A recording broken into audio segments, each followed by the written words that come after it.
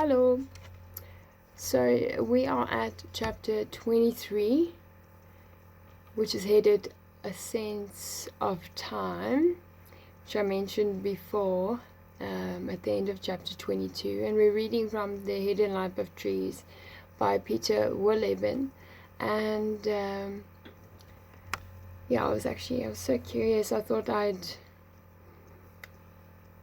dive into this and just see what it has to say before I go into a deep ponder experience, which I might not necessarily have to go into. So I think that an alternative choice, and maybe a more enjoyable one, and one that could help guide some new thought or give a slightly different perspective than my own, could be nice. So I thought, let's go for it.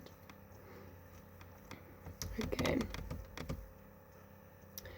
In many latitudes, forests drop leaves in the fall and leaf out in the spring, and we take this cycle for granted.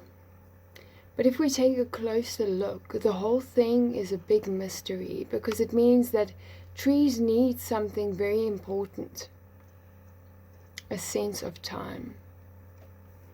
How do they know that winter is coming, or that rising temperatures aren't just a brief interlude but an announcement that spring has arrived? It seems logical that warmer days trigger leaf growth, because this is when frozen water in the tree trunk thaws to flow once again. What is unexpected is that the colder the preceding water, the earlier the leaves unfurl.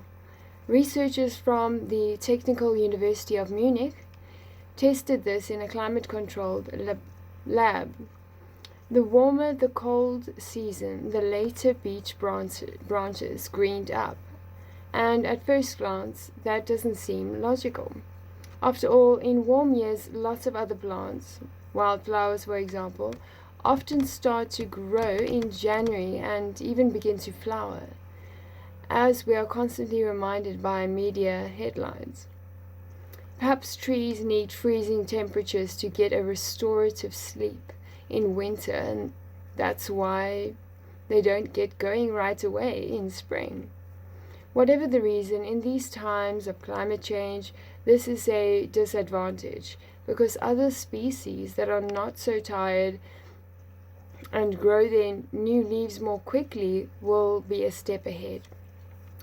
How often have we experienced warm spells in January or February without the oaks and beeches greening up?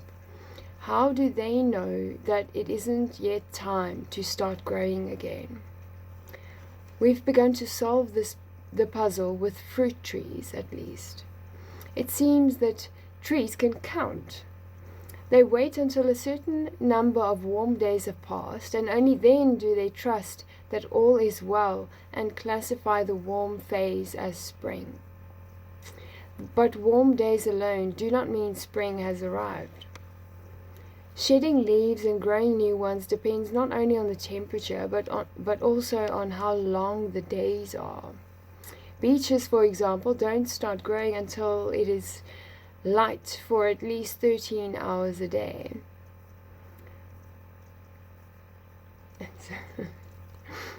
That in itself is astounding, because to do this, trees must have some kind of ability to see. It makes sense to look for this ability in the leaves. After all, they come with some kind of solar cell, which makes them well equipped to receive light waves. And this is just what they do in summer months, but in April, the leaves are not yet out. We don't yet understand the process completely, but it is probably the buds that are equipped with this ability. The folded leaves are resting peacefully in the buds, which are covered with brown scales to prevent them from drying out. Take a closer look at these scales when the leaves start to grow and hold them up to the light. Then you'll see it. They're transparent. It probably takes only the tiniest amount of light for the buds to register day length, as we already know from the seeds from some agricultural weeds. Out in the field, all it takes is the weak light of the moon at night to trigger germination. And a tree trunk can register light as well. Most tree species have tiny dormant buds nestled in their bark. When a neighboring tree dies and falls down, more sun gets in, which in many trees trigger the growth of these buds so that the tree can take advantage of the additional light. And how do trees register that warmer days are because of spring and not late summer? The appropriate reaction is triggered by a combination of day length and temperature. Rising temperatures means it's spring. Falling temperatures means it's fall. Trees are aware of that as well. And that's why species such as oaks or beeches, which are native to the northern hemisphere, adapt to reversed cycles in the southern hemisphere if they are exported to New Zealand and planted there. And what this proves as well, by the way, is that trees must have a memory. How else could they inwardly compare day lengths or count warm days? In particularly warm years with high fall temperatures, you can find trees whose sense of time has become confused. Their buds swell in September, and a few trees even put out new leaves. Trees that get in a muddle like this have to suffer the consequences when delayed frosts finally arrive.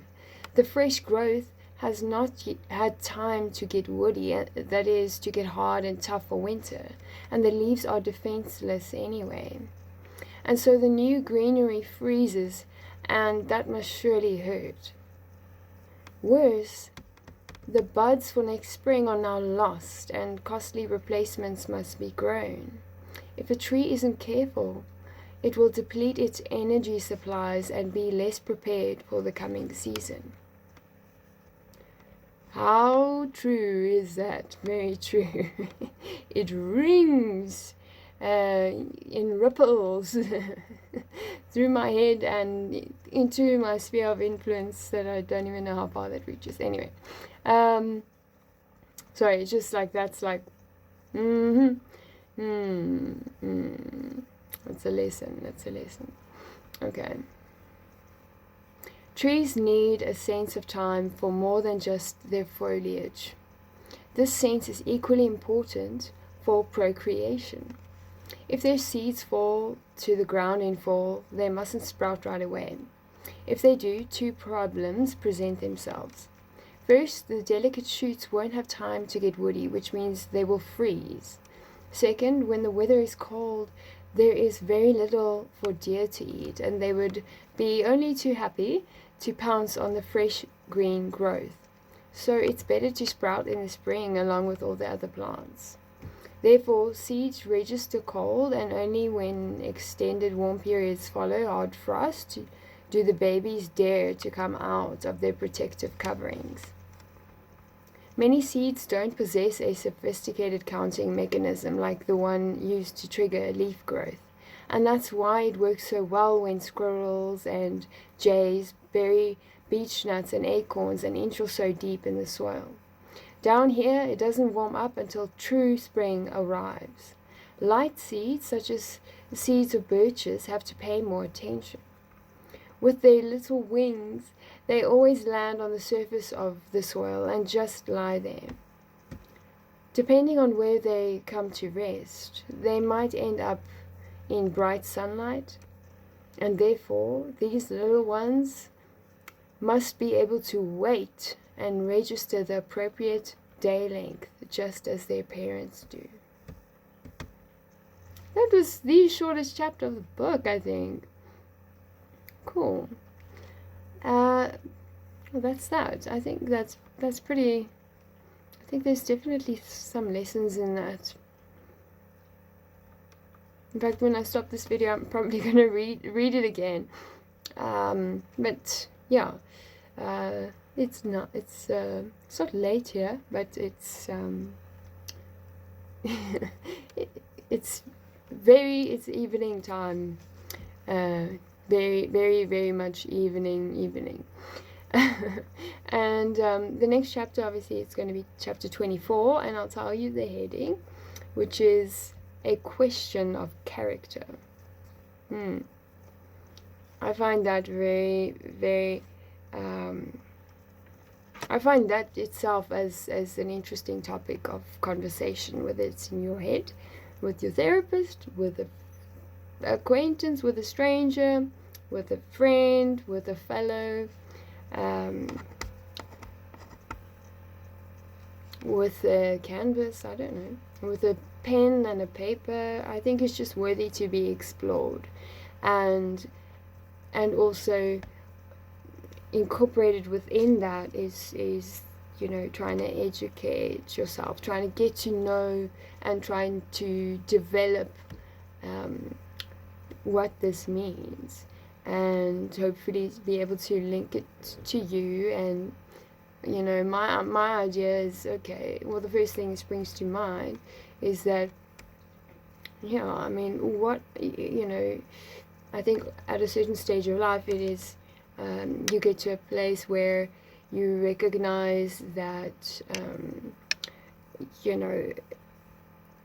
it's components of your character, it's now time for them to be worked on. And I don't quite know how to articulate that in a way that doesn't make me sound like someone to unsubscribe to. And like a loony, goony, funky weirdo. But I don't really care. But I think, it's really important. I suppose I can add on like a few questions to ponder. Character. The word character, what does that mean? What have you learned in your life that you can sort of say underneath that word, character? And that was probably not the best sentence I've ever made, but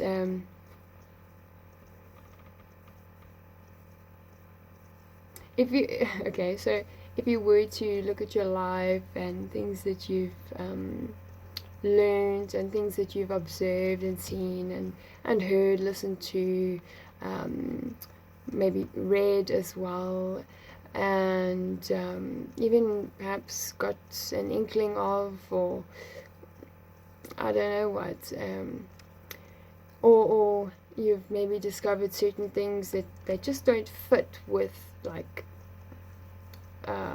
other parts of you, like personality or identity or whatever. And I suppose at the same time, in my naivety, I will say, how does character fit in? Because in my mind, that's like heavier, that's deeper, that's more you. That's like it's like an extended development of some kind. It's like it's more substantial in a way. But I'm just I'm just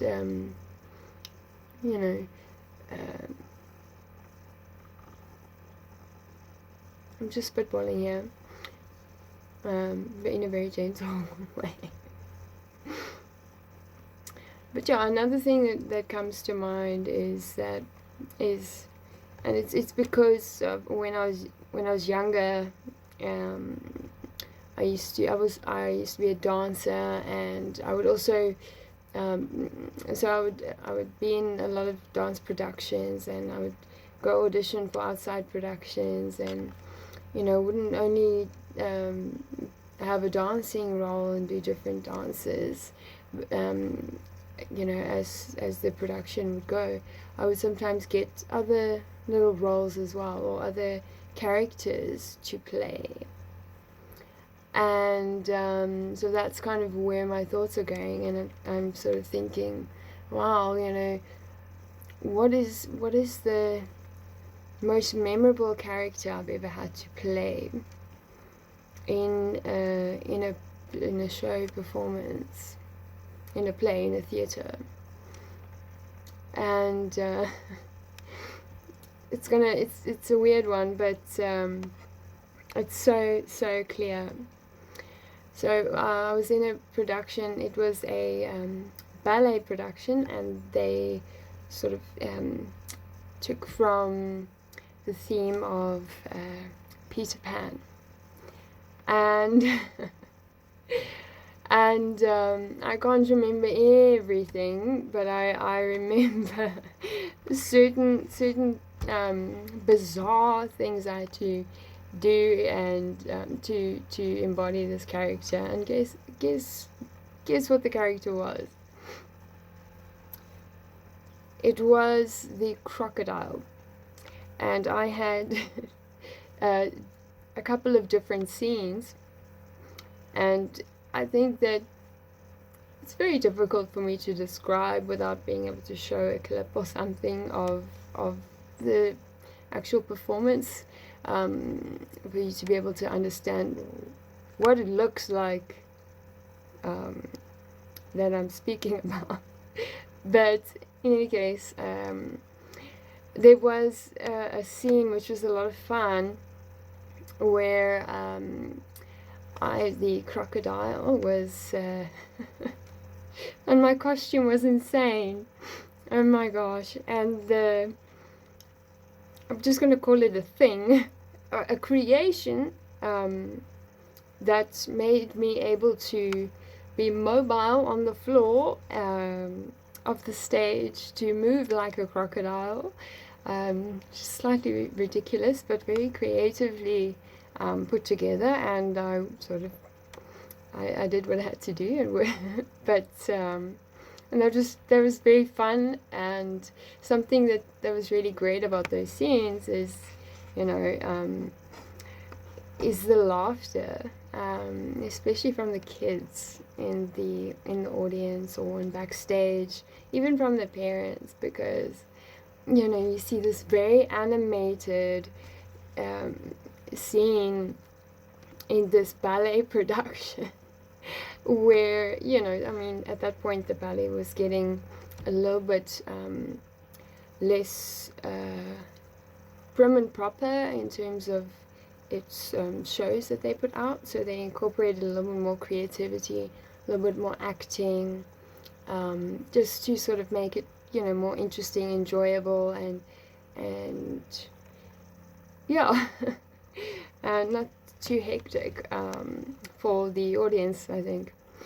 And also to allow the children or the younger dancers to have fun as well, because not everyone that danced was like hectically serious, and not everyone that danced there also did exams, also did competitions, also did all the other things as well. So it was very nice to sort of have something that everyone could take part in and enjoy at the same time. And anyway, so that I just remember the scene in which I was chasing Captain Hook, and I loved it. I really, really had a good relationship with the actor who had the role of and had to develop the character to embody that role of Captain Hook. And we had a good relationship, and we would, in rehearsals and things like that, we'd be able to have these serious moments, but also be able to break those serious moments with just that natural laughter and that sense of play, especially when working out movements and coordination and things like that, because even the silliest things on stage, they're not as easy as it looks. And if it looks hard, that's not really the aim for the people of the production, to make it look like they are having a little bit of a hard time and that it's difficult to do, but there's a lot of practice that goes on behind the scenes to be able to give people this sense of wonder and excitement and enjoyment and I think also understanding and recognition, and I think igniting memories as well, because a lot of the ballet dances, the way that the storyline of Peter Pan would be incorporated wasn't exactly easy to understand, and that's where the little scenes in between really did help to break up the uptight classicalness, but also it helped to be able to carry the story through, and therefore towards the ending, you would have a more cohesive whole, and people would spread the word and buy tickets, and we'd be able to perform for 2 weeks or so and become very, very tired, and but also like very bonded and loving towards one another. And and the best memory or memories that I have from that, especially that production, in which I had so many dancing scenes in it. So that was so hectic, and I was so tired, and we were dancing on point. We were dancing, in different formations, and it was pretty hectic. And at that stage, I was part of quite an advanced class, quite an advanced class and group of dancers, and so we had to carry a lot of the show, but also we worked for many years to be at that level, to be able to perform at that level, and so and everyone, as they age and grow older, get to hopefully get to that place where they have that sort of peak and peak performance, and that exhilaration and total enjoyment, and just relishing in the flow of the movement and just all the excitement. It's amazing. It's almost magical. And there's the lighting. You will never know, like, half the people that help make that type of production, like, emerge into reality. You never see. You don't even know about them, or most people wouldn't know about them. Even down to the person who designed or printed out a flyer, or the person who helped with the group of people who helped paint some of the set. Even if it was someone who volunteered for an hour and painted a couple of brush strokes that really made a difference, that contributed towards the entirety and the fullness of this whole, the whole production. And I don't know why I'm going on and on about this, but there's something about that. And some of the things that you take away from it is that it's more than achievement. I think it's like, wow, it's this culmination of joy and a celebration, and there's applause, and there's this like there's this communication between you and the audience, there's also so many things that you have to sort of be in sync with as well. There's a lot of practice that goes behind it, so you get a type of fulfillment as well. And yeah, I guess also the celebration of just everybody working together and creating something that's multi-dimensional, multi-aspectival, touching on different different elements, from sound to light to putting your foot on the floor. Yeah, it's just, there's so much about it, so much that goes into it. And I think that sort of creates a sense of richness, at least enough to make it travel to now, so that I can remember it, or at least parts of it, the good parts, luckily. That, in this present moment, because I'm telling you now, not everything makes it into now. There's a lot of things that's like, yeah, okay, it's gone. And a lot of things that, sometimes I would really, really battle with, like, trying to hold on to certain memories, which is kind of like, that's a weird thing in itself, that I was so afraid that I would lose, but I was holding on to them and having them in my present, and they were regarding, like, past, and the things in my past that were losses that literally didn't exist anymore.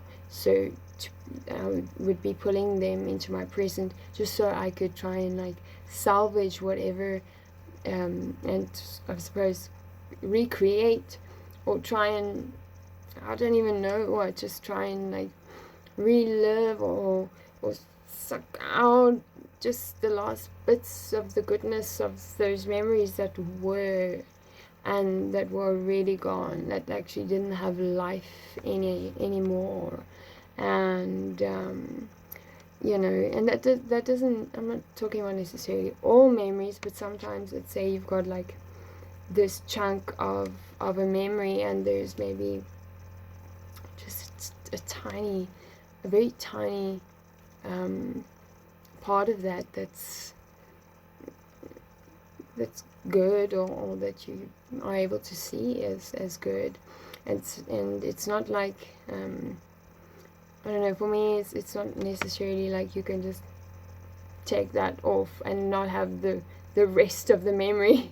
No, like, it tends to be like you're holding on to this whole thing, and it's weird, because if you're having all these memories, and you're holding on to them, and it's really a struggle, it's weighing you down, and it's actually taking you away from the present moment, at the same time as you're trying to fight for, placing the things that were good, that the little tiny aspects of those memories, you're trying to place them and enforce them into the present moment, and you're trying to put them in place so they can somehow reoccur in your future. And this is just, this is random that I'm speaking about this, because, I mean, I didn't plan to say this, but yeah, I think I'm just flowing and sort of just thinking, and yeah, it's interesting. So yeah, with a lot of, and I can't explain the full psychology of that. There's a lot more depth to that. I know that I'm not being necessarily specific, nor going into anything too deeply, because I can't just do that off the, what do people say, off the dome. That's more something that I would write out and work out over an amount of time, possibly with a trusted therapist.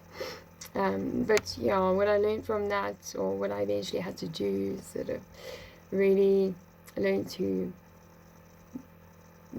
learn to, and it was painful, because it was like, especially when it's got to do with loss, and you're holding on to a memory of that loss that contained a little bit of life, that is also a memory, it's past, and you're pulling all of that into your present, but it's not exactly helpful. Actually, it's just something that's really it just doesn't work. So it really, and it tends to sort of cast this sort of shadow or this sinking feeling, and it may get you into a fogged up place, and or a cloudy place, or whatever the case may be, and you want to move on, but you don't want to move on without those flickers of light in those memories that you had. And ultimately you need to come to that full circle of the fact that you can't, it's gone, and you've got to put those to rest as well. And it's difficult, I think. And I'm almost getting, I wonder if it's because of the memories that you've had with a person that makes the grieving process so much harder, and the quality of the times that you've spent with the person that eventually is a memory, and that the realness of that it was, but no longer is. You kind of, it's a tricky thing, and you kind of got to get over that and work through it, and work through like different layers of feelings associated across from one another. It's very confusing, and I think that if you have no guidance within that, you can end up in quite a bit of a storm. And maybe what you end up like holding on to is just kind of not something that will help actually move you forward in any way. It won't help you progress. It's like holding on to nothing, and yeah, it's hard to describe, but it's like coming to a more fuller realization of how there are these parts that you come to, that you realize, I've got to lay it to rest, and let it rest also in peace. And I've got to leave those alone and move on. But sometimes I think of it like, let's say if you have a garden, or a garden bed, let's say. Sometimes I use different examples, because it seems to be hard for other people to understand. But okay, so let's say you've got a small garden bed, and you have a couple of things growing there, and maybe a section of that is kind of gotten a bit unneat, and this, some of the sprouts or whatever got a bit afflicted with the weather or wind, and they're like half wonky, the leaves have fallen off and things like that, and there are dead things that fell there, and there's no blooming or anything like that. And basically it's time for that. It's time for taking that and just gathering it up, maybe putting it into the compost pile, and then preparing that bed, making sort of moving the dead parts of it on, and making space and making a bed to plant new seeds. And I think it's, and you won't be able to do that, you won't be able to have new growth if you don't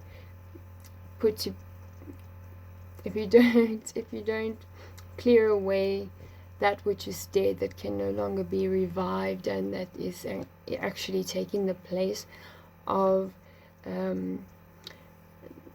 and maybe even stunting sort of the extent to which you can grow, or the terrain of which you can cover through growth. And it's just something that's got to be done. And it's amazing that making space, that shifting sort of things around, and that really putting something to rest again. It's like these cycles. It's definitely a pattern that's definitely in life a lot of the times. I know that maybe what I'm saying does not make sense. And yes, I'm going to finish what I was saying about Peter Pan.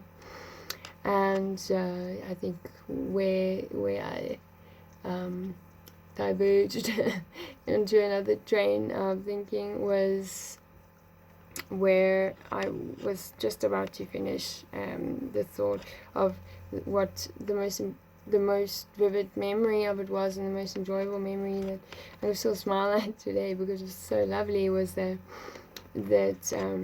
after some of the shows, some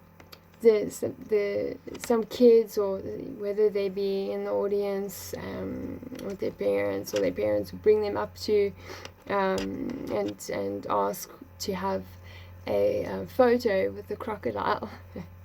and I just found that so sweet, because I mean, you can have photographs with the dancers and things like that, but I think one of the ending scenes, I think at the where we all had to take the stage and do the bow, and not outfit, but the costume that I had on was the crocodile character. And what's interesting about that is that the kids didn't know who it was. I had this insane headpiece. Wow, it was super realistic. In fact, my mom made it, and it was actually a little bit scary. And she took a biker helmet and worked with that. And when she showed it to me, I mean, her talent. Okay. It's like, sometimes it was pretty shocking. It was like, whoa, okay. It looked very realistic. So,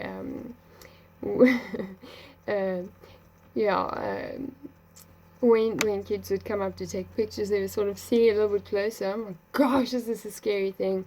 But there was sort of a gap through the mouth of this headpiece, that I could sort of make sound and sort of try and make eye contact to just let the kid know that I'm not a real crocodile, and they don't have to be scared, and I'll give them a hug, and they'd be able to take a picture with me. And that was so great. That was so great. And the reason why is because of how they enjoyed it as much as I did, laughing and kind of for no reason. You couldn't exactly point at a certain part in the scene, because it's in that performance, it's not speaking to one another. It's all it's quite non-verbal. So it's in that scene, everything was sort of acting out, and so you really have to express everything through your body, through your movements, through your interaction with the other person, and through the way you're orchestrating yourself with the timing of the scene and the music and the lights, everything, and obviously working with the energy, and also with the goal of giving a good performance, because you want the audience to enjoy that. That's the whole thing of making a show. It's to present it for others, to give that to other people to enjoy and be inspired. And sure, you want to perform, and you want claps and things like that, but at a certain stage it becomes just more than that. And that was the best. I mean, I really love kids, and it's amazing that what they could remember was laughing at this funny scene so much that they wanted a picture with the crocodile. And yeah, I just there's something about that. And no, and right now I know this has gotten to 40 minutes, and I'll stop.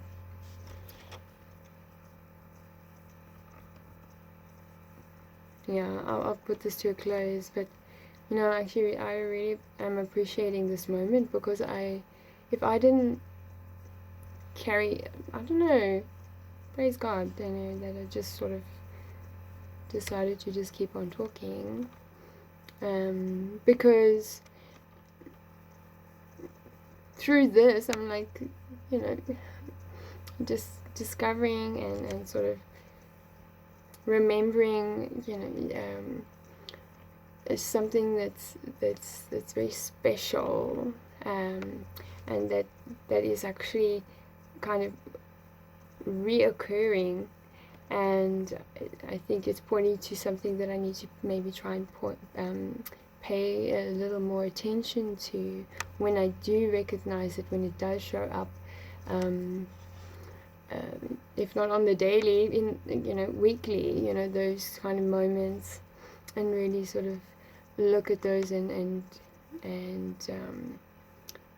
pay attention to those opportunities. And yeah, and I guess I'm still sort of, I'll wait for the rest of what I'm touching on, or what I'm sort of pulling on, if it's a thread, and then I'm just like, okay. But yeah, it was nice. I appreciate this, because this wasn't a waste of time, and I'm just thinking,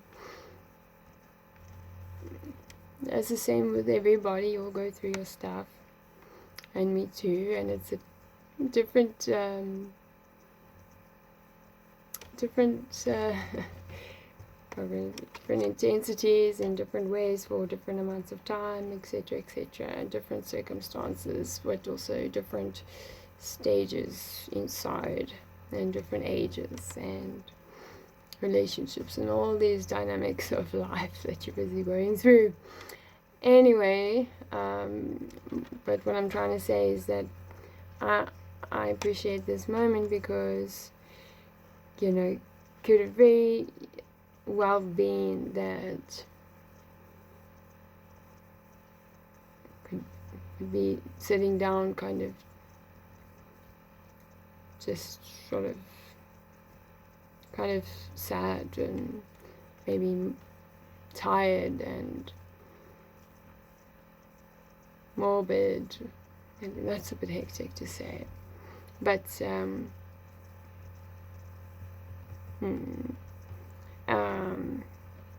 and I just want to say, along with that,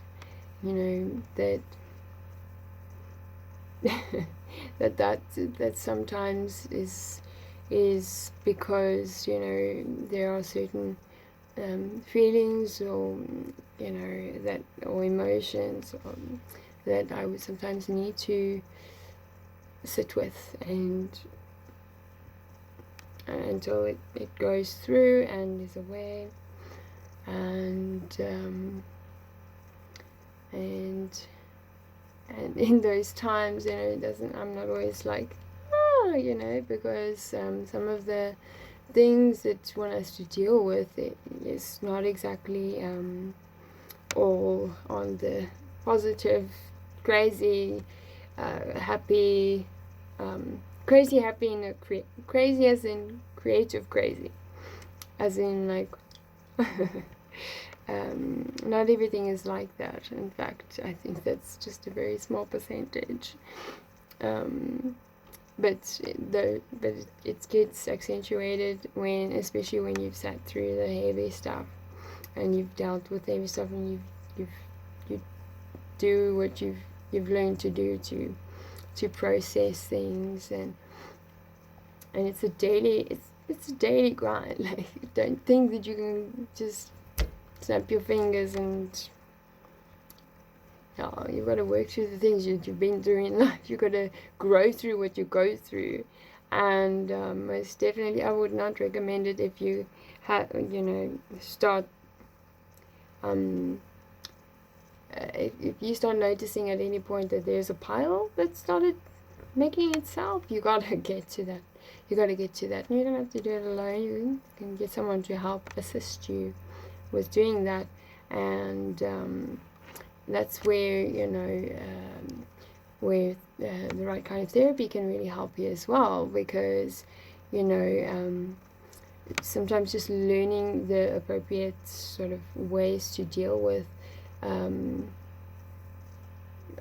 the pile or whatever. It doesn't have to be so long and horrendous and to your own understanding, which could be very narrow or unexperienced, or just like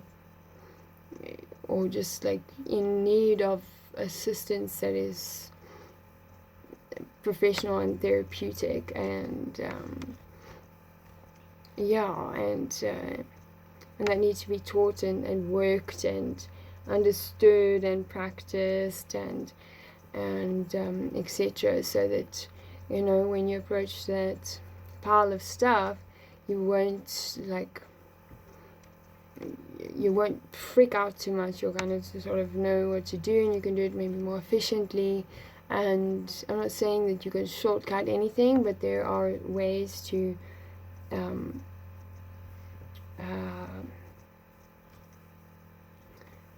there are like some very productive efficient time saving ways that can really help you move move a little bit faster or further in the process of healing, and to really actually make progress that you can see and realize, because that's also something that's really important, because if that appears to you and others as stagnant, that can really you kind of just really want to be kind of under the mud for that one, because that's a whole other thing, because you kind of want to camouflage. That's what I'm trying to say with the mud. It's like you kind of want to camouflage in the mud and like just sort of become a part of it, which is kind of a weird thing to say. But and maybe I'm saying that because I think that it's taking comfort in being close to the earth is maybe a good thing, but I think that it's a real downer when especially when let's say other people look at you, or they make their judgments about you, and sort of, and everybody does this. In fact, it's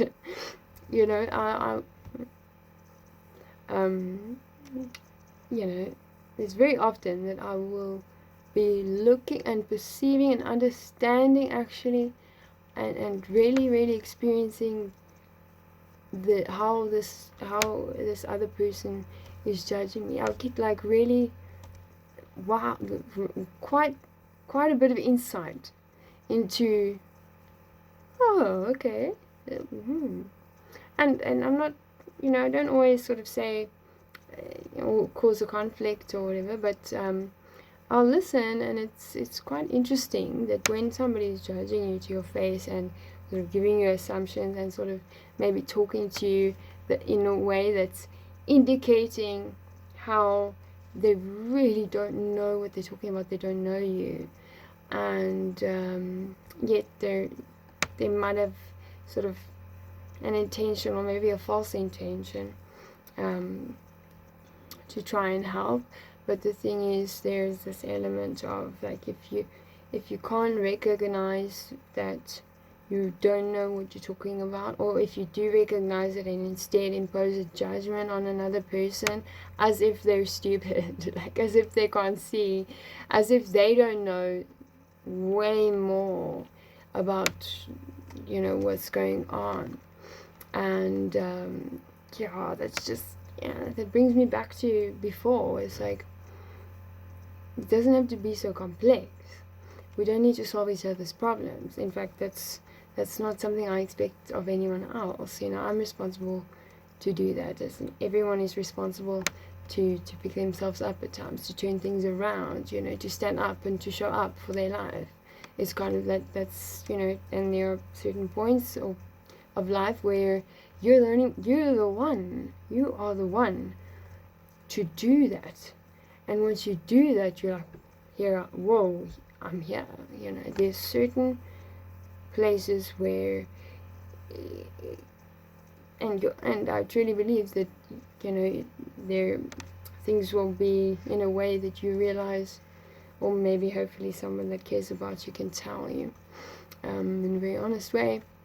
Or maybe you have a family and a good support system, and that's like, praise the Lord for that. That's amazing. But there comes a point where, and this is maybe something that I would say to